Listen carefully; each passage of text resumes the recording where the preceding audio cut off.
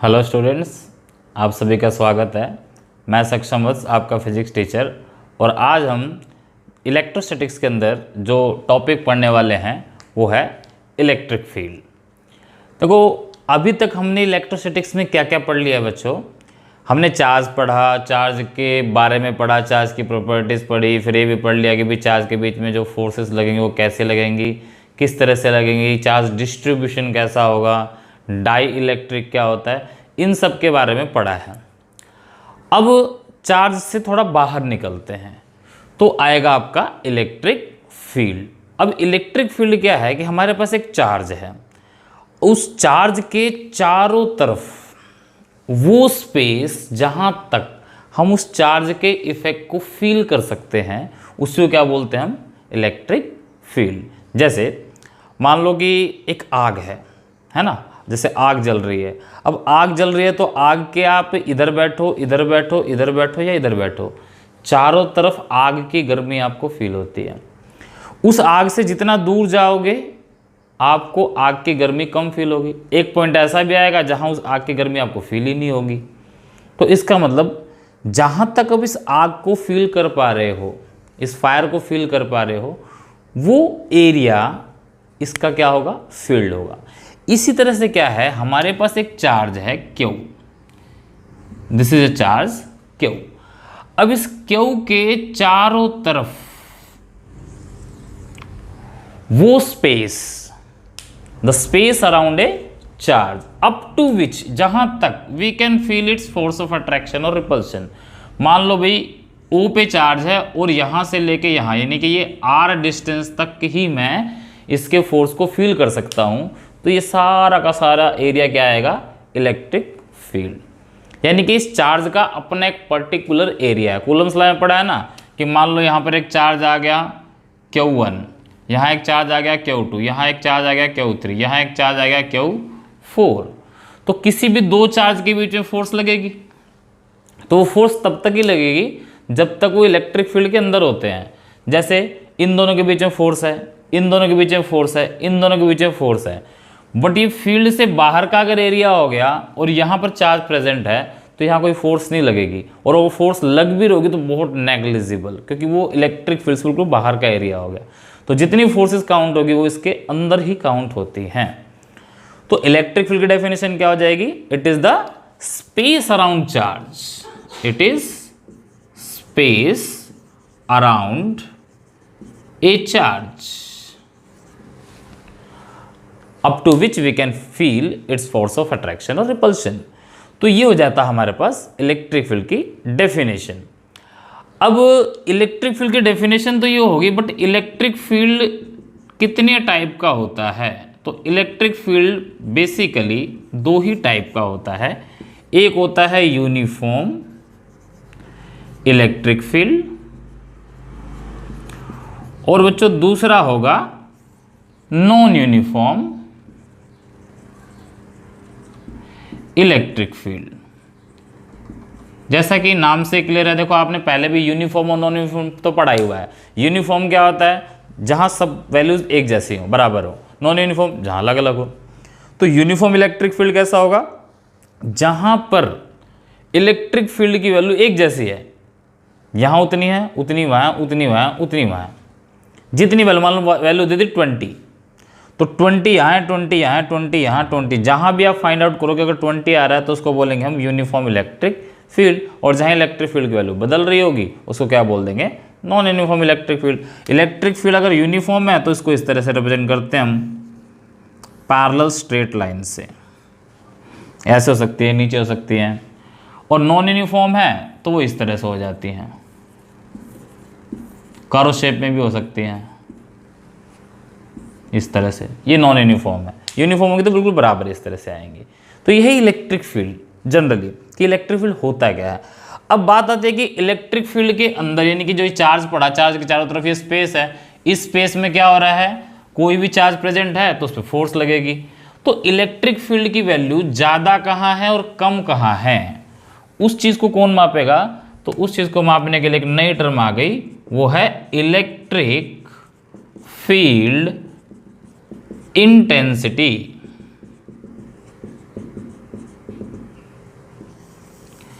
Electric field intensity, और इस electric field intensity को हम कैपिटल ई से रिप्रेजेंट करते हैं। तो इलेक्ट्रिक फील्ड इंटेंसिटी क्या है, हमने ये तो पढ़ लिया इलेक्ट्रिक फील्ड क्या है, स्पेस अराउंड चार्ज। आगे वर्ड क्या लग गया, इंटेंसिटी। इस इंटेंसिटी वर्ड का मतलब होता है एक तरह से स्ट्रेंथ, यानी कि ताकत। तो इलेक्ट्रिक फील्ड की स्ट्रेंथ यानी कि ताकत। तो इट टेल्स अबाउट, क्या बताएगा ये, it tells about strength of electric field. ये इलेक्ट्रिक फील्ड की स्ट्रेंथ बताएगा, ठीक है।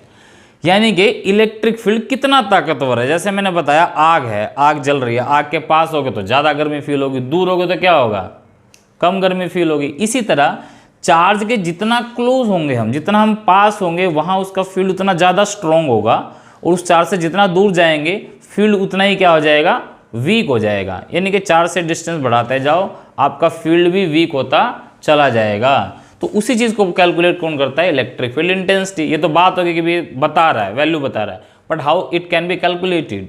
तो इलेक्ट्रिक फील्ड कैलकुलेट कैसे करते हैं, तो उसके लिए मैथमेटिकल फॉर्मूला है कि ई का फॉर्मूला क्या होता है, एग्जैक्ट फॉर्मूला होता है limit F upon Q naught, and Q naught approaches to zero. But short form में हम इसको बोल देते हैं कि ई क्या होगा, F upon Q naught. Means define कैसे करते हैं कि electric field intensity of a charge is defined as the force experienced per unit test charge. अब जैसे मैंने पिछले चैप्टर में बताया था, ये जो क्यू नोट लिखा मैंने यहाँ पे, ये क्यू नोट, इसको बोलते हैं टेस्ट चार्ज। और टेस्ट चार्ज बच्चों कैसा होता है, हमेशा पॉजिटिव। टेस्ट चार्ज कैसा होगा, पॉजिटिव चार्ज होता है। तो ये हम यूनिट पॉजिटिव टेस्ट चार्ज लेते हैं।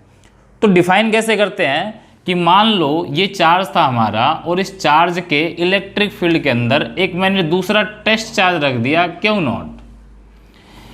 इस चार्ज के द्वारा इस क्यू नॉट पे जितनी फोर्स लगेगी उसी को बोलते हैं हम इलेक्ट्रिक फील्ड इंटेंसिटी। इसलिए कहा it is force experienced per unit test charge. Test charge जो फोर्स एक्सपीरियंस कर रहा है, जो फील कर रहा है, उसी को क्या बोला हमने, इलेक्ट्रिक फील्ड इंटेंसिटी। यहाँ एक अगर डेफिनेशन देखोगे तो यहाँ मैंने लिखा है, ये एग्जैक्ट डेफिनेशन है वैसे, कि एफ बाई क्यू नोट क्या है, limit Q naught approaches to zero. जिन मैथ्स के स्टूडेंट हैं वो लिमिट कंटिन्यूटी उन्होंने पढ़ी होगी, वो जानते होंगे कि इसका मतलब क्या है। इसका मतलब है कि क्यू नोट की वैल्यू इतनी छोटी है कि वो जीरो का अप्रोच कर रही है। मतलब यहाँ जो मैं क्यू नोट की वैल्यू ले रहा हूँ, ये क्वेश्चन भी आता है कि इन डिफाइनिंग इलेक्ट्रिक फील्ड, जब भी हम इलेक्ट्रिक फील्ड को डिफाइन करते हैं, in defining electric field we take infinitesimally small test charge. यानी कि इस चार्ज की वैल्यू क्या लेते हैं, इनफाइनेटेसिमली स्मॉल। वाई क्यों लेते हैं, क्यों हमें ये डिफाइन करना पड़ा, क्या होता अगर हम इनफाइनेटेसिमली ना लेते तो क्या फ़र्क पड़ जाता है। तो रीज़न देखो, ये चार्ज है, इसका अपना इलेक्ट्रिक फील्ड है। अगर इस क्यू नोट की वैल्यू थोड़ी सी भी आ जाए तो ये भी तो अपना फील्ड क्रिएट करेगा, और ये अगर अपना फील्ड क्रिएट कर लेगा तो जब इसकी वजह से इस पर नेट फोर्स निकालोगे तो नेट फोर्स कैलकुलेट नहीं होगी, क्योंकि ये चार्ज भी तो इसको आंसर करेगा। यानी कि ये चार्ज इसको या तो रिपेल करेगा या अट्रैक्ट करेगा, तो ये भी अपना कुछ ना कुछ अस्तित्व दिखाएगा। इसलिए हमें निकालना है इस चार्ज का एग्जैक्ट इलेक्ट्रिक फील्ड। तो हम ऐसा इमेजिनरी मानते हैं, क्योंकि ऐसा पॉसिबल नहीं है कि आपको ऐसा चार्ज मिल जाए। तो ये एक इमेजिनरी होता है test charge, unit positive test charge मानते हैं इसको, और इसकी वैल्यू भी इनफाइनेटेसिमली स्मॉल, ताकि यहाँ पर इसका कोई भी इलेक्ट्रिक फील्ड ना हो। तो ये डिफाइन करते हैं हम इलेक्ट्रिक फील्ड को इस तरह से। तो इसमें जो क्वेश्चन आया मैंने बताया भी कि क्यों यूज़ करते हैं। अब आगे बढ़ते हैं इसमें।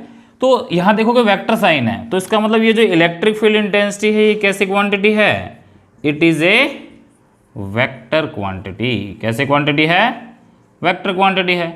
अब वेक्टर क्वांटिटी है तो डायरेक्शन भी दिख रही होगी आपको, ई की डायरेक्शन वही होगी जो डायरेक्शन फोर्स के, ये इसके इक्वल है, ये तो स्केलर है। तो direction of electric field intensity यानी कि E is in the direction of what, force.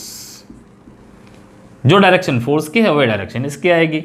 फिर यूनिट की बात करें तो यूनिट हम कितनी तरह के पढ़ते हैं जनरली, दो तरह की, एक एस आई और एक CGS, इसकी जो SI यूनिट होगी फोर्स की क्या होती है, न्यूटन, चार्ज की कूलम, तो न्यूटन पर कूलम, या इसकी एक और यूनिट होती है वोल्ट पर मीटर। ये यूनिट कहाँ से है, ये आगे टॉपिक्स आएंगे उसमें पता लगेगा। अभी आपने बस याद रख लेना है, ये या तो इसकी यूनिट होगी न्यूटन पर कूलम या इसकी यूनिट होगी वोल्ट पर मीटर। और सीजीएस क्या होगी, न्यूटन की क्या हो जाती है, डाइन, और कूलम की जगह स्टैट कूलम, और पावर -1 है तो -1 लिख देंगे, ये इसकी यूनिट हो जाएगी। डायमेंशंस कैलकुलेट करें अगर, क्योंकि देखो ये कई बार 1 मार्क्स में क्वेश्चन पूछ ले जाते हैं, डायमेंशंस क्या होंगे, फोर्स का डायमेंशन फॉर्मूला यहीं से निकाल के दिखा देता हूँ आपको, mlt-2 चार्ज का 80, इसको सॉल्व कर दो, mlt-2 एक और ऊपर आएगा तो t-3 a-1, यानी कि डायमेंशन फॉर्मूला क्या हो गया, mlt-3 a-1। तो this is all about simple electric field intensity, कि इलेक्ट्रिक फील्ड इंटेंसिटी क्या होती है। यहाँ आप इसको पोज करके और इसको नोट कर सकते हो। अब इसको हम थोड़ा सा आगे बढ़ाते हैं कि हमने ये तो पढ़ लिया कि भाई इलेक्ट्रिक फील्ड क्या है, स्पेस अराउंड चार्ज, जहाँ तक हम उसके फोर्स को फील करेंगे। फिर ये पढ़ लिया कि भाई इलेक्ट्रिक फील्ड इंटेंसिटी क्या है, यानी कि वो जो चार्ज है, वो जो इलेक्ट्रिक फील्ड प्रोड्यूस कर रहा है अपने चारों तरफ, उसकी ताकत कितनी है, कैसे वो मापी जा सकती है, उसका फॉर्मूला भी पढ़ लिया, E=F/Q0। अब बात आती है कि ये फॉर्मूला तो हो गया भाई F/Q0, बट जैसे कूलम्स लॉ पढ़ा था, फोर्स K1Q2/r², ऐसे अगर सिंगल चार्ज की वजह से किसी भी डिस्टेंस पे, चाहे वो 10 सेंटीमीटर दूर है, चाहे 10 मीटर दूर है, या 50 सेंटीमीटर दूर है, तो एक सिंगल फॉर्मूला अगर निकालना हो तो फॉर्मूला क्या होगा, तो उसे हम कहते हैं electric field intensity due to single point charge. याद करो कूलम्स लॉ के अंदर भी हम 2 चार्ज लेते थे, वो पॉइंट चार्ज होते थे। अब यहाँ क्या कह रहा है कि इलेक्ट्रिक फील्ड इंटेंसिटी निकालनी है due to a single point charge.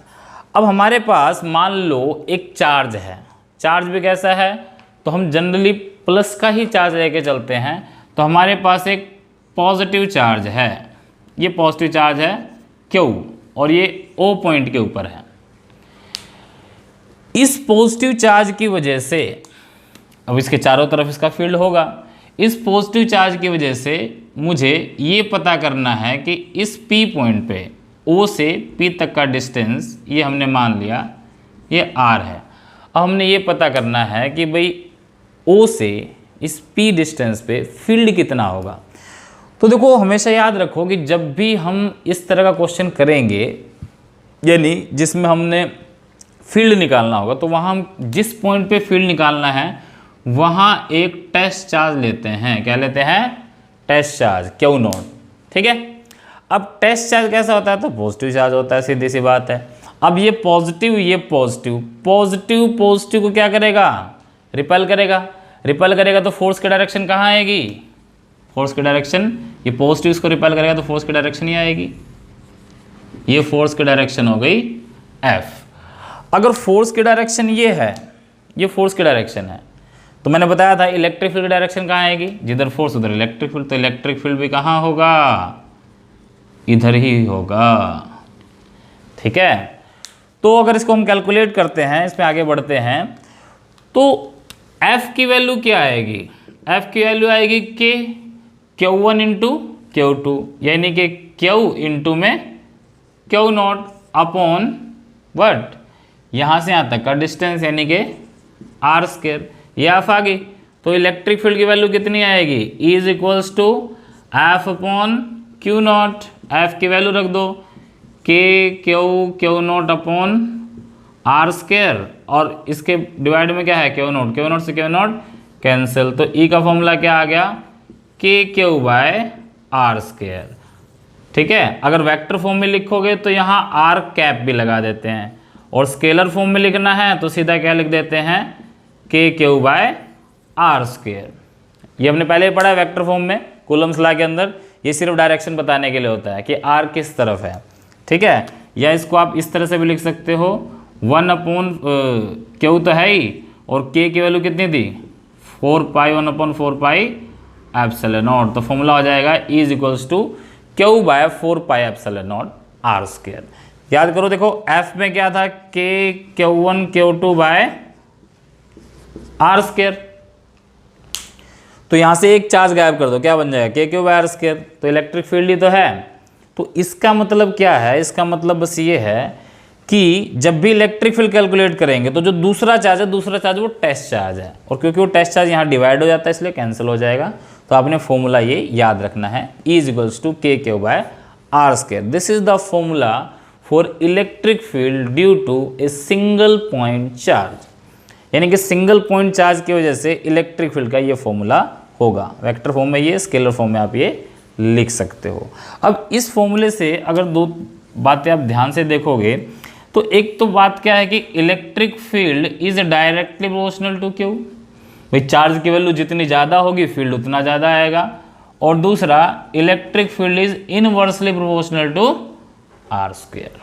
ठीक है, इलेक्ट्रिक फील्ड क्या होगा, r² के इनवर्सली होगा। तो कई बार ग्राफ पूछा जाता है कि मान लो भाई मैं इलेक्ट्रिक फील्ड का ग्राफ क्यू के साथ बनाता हूँ, चार्ज के साथ, तो ग्राफ कैसा आएगा। अब यहाँ डायरेक्टली का साइन है तो डायरेक्टली का ग्राफ हमेशा कैसा आता है, स्ट्रेट लाइन। मीन्स जितना चार्ज बढ़ेगा उतना ही इलेक्ट्रिक फील्ड भी बढ़ता चला जाएगा। दूसरा ग्राफ अगर बनाए हम डिस्टेंस के साथ, तो E का अगर मैं r² के साथ बनाऊं तो r² के इन्वर्सली है, इन्वर्स का ग्राफ ऐसे बनता है। और अगर इसी में मैं बनाऊं इलेक्ट्रिक फील्ड और किसका 1/r² का, तो 1/r² का ग्राफ कैसा बनेगा, ये, क्योंकि r² की इनवर्सली है बट 1/r² तो डायरेक्टली है, तो 1/r² का ग्राफ इस तरह से बन जाएगा। ठीक है, कोई दिक्कत इसमें। एक बात और नोट करनी है, यहां पर हमने क्या लिखा है कि इलेक्ट्रिक फील्ड का फॉर्मूला है K/r²। अब चार्ज चाहे आ जाए पॉजिटिव और चाहे आ जाए नेगेटिव, आपने यहाँ क्या लेना है, पॉजिटिव लेना है, क्योंकि कूलम्स लॉ में हमने यही किया था। तो यहाँ भी हमेशा चार्ज की वैल्यू पॉजिटिव लेनी है, बट पॉजिटिव चार्ज आ जाए नेगेटिव चार्ज आ जाए तो अंतर क्या आएगा, डायरेक्शन का। यहाँ देखो हमने क्या लिया, पॉजिटिव, तो डायरेक्शन इलेक्ट्रिक फील्ड की कहाँ ही है, आउटवर्ड। अगर नेगेटिव लेता तो टेस्ट चार्ज को क्या करता, वो अट्रैक्ट, तो इनवर्ड हो जाता। तो हमेशा याद रखने वाली बात क्या है, वो ये है कि जो इलेक्ट्रिक फील्ड जो होगा, electric field intensity due to positive charge, ये हमेशा क्या होगा, इज ऑलवेज आउटवर्ड, यानी कि प्लस की वजह से हमेशा फील्ड बाहर, और electric field due to negative charge is always inward. ये याद रखना है आपने, ये न्यूमेरिकल में भी आएगा, आगे टॉपिक्स में भी आएगा कि अगर आपके पास पॉजिटिव चार्ज है तो फील्ड आउटवर्ड, अगर आपके पास नेगेटिव चार्ज है तो फील्ड इनवर्ड। ठीक है, पॉजिटिव की वजह से बाहर की तरफ और नेगेटिव वजह से फील्ड अंदर की तरफ। ये इलेक्ट्रिक फील्ड इंटेंसिटी का फॉर्मूला हो गया due to single point charge. अब इसका एक न्यूमेरिकल देखते हैं इसी में, तब तक आप इसको पॉज करके और नोट कर लीजिए। तो बेटा इलेक्ट्रिक फील्ड का न्यूमेरिकल देखते हैं। अब देखो हमने ये पढ़ लिया कि इलेक्ट्रिक फील्ड का जो फार्मूला है वो क्या है, F/Q0। तो इसका मतलब अगर हमने कभी भी फोर्स निकालना होगा तो उसका फॉर्मूला ये हो सकता है Q0 इंटू में E, यानी मैं ये कहता हूँ ये इलेक्ट्रिक फील्ड है। ठीक है, ये इलेक्ट्रिक फील्ड लाइंस को रिप्रेजेंट करने का तरीका होता है, ये इलेक्ट्रिक फील्ड है। इस इलेक्ट्रिक फील्ड के अंदर अगर मैंने चार्ज रख दिया Q, अब इस Q की वैल्यू कुछ भी हो सकती है, और इस Q के ऊपर पूछा है मैंने फोर्स कितनी लगेगी, तो फोर्स का फॉर्मूला क्या आएगा, ये वाला, यानी कि Q इंटू E। तो इससे रिलेटेड एक न्यूमेरिकल है, पिछले चैप्टर में भी हमने एक इस तरह का न्यूमेरिकल किया था कि एक हमारे पास ड्रॉप है। ठीक है, ये ड्रॉप है या कोई बॉडी है, ठीक है, और ये बॉडी एक इलेक्ट्रिक फील्ड के अंदर रखी हुई है। इस बॉडी का जो मास है वो आपको दे दिया जी 10 ग्राम, 10 ग्राम की बॉडी है और एक इलेक्ट्रिक फील्ड के अंदर रखी हुई है, और ये बैलेंस्ड है। बैलेंस मीन्स ये इक्विलिब्रियम है, ना तो नीचे जा रही है ना ऊपर जा रही है, तो इसका मतलब इलेक्ट्रिक फील्ड ने इसको बैलेंस किया है। तो उस इलेक्ट्रिक फील्ड की वैल्यू बतानी है कितनी होगी। तो देखो कैसे निकालेंगे। अब वेट कहाँ लगेगा, नीचे, वेट नीचे लगेगा, इसको रोकने के लिए फोर्स कहाँ लगनी चाहिए, ऊपर। पहले ही पढ़ा हमने ये। अगर ये बैलेंस है उसके वेट की वजह से नीचे आ रहा है तो रोकने के लिए फोर्स कहाँ लगेगी? ऊपर। तो इसका मतलब F इज इक्वल्स टू क्या हो गया? सीधा सीधा mg। अब F हो गया mg, F का फॉर्मूला क्या होता है? Q नोट E, यानी कि Q इंटू में E is equals to mg। हमने निकालना क्या है? E, तो E क्या होगा? mg by Q। अब मास दे रखा है 10 ग्राम, ग्रेविटी आप 10 ले लोगे, क्यू की वैल्यू अगर दे रखी होगी तो वो वैल्यू लिख देंगे। जैसे मान लो यहाँ पर क्यू दे देता 1 माइक्रो कूलम है, तो आंसर क्या था? m है 10 ग्राम, 10 गुणा में 10 की पावर -3 kg में कन्वर्ट कर लिया, ग्रेविटी भी 10 ले ली और क्यू की वैल्यू कितनी ले ली? 1 माइक्रो, यानी कि 1 इंटू 10 की पावर -6। इसको सोल्व कर दोगे आंसर आ जाएगा। अगर मान लो इलेक्ट्रिक फील्ड दे रखा होता और क्यू पूछ लेते तो क्यू का फॉर्मूला क्या आता है? mg by E। तो एक छोटा सा न्यूमेरिकल है, और इलेक्ट्रिक फील्ड से रिलेटेड और बहुत सारे न्यूमेरिकल्स हैं जो आपने पहले बुक से ट्राई करने हैं और बाकी को हम नेक्स्ट वीडियो के अंदर लेंगे।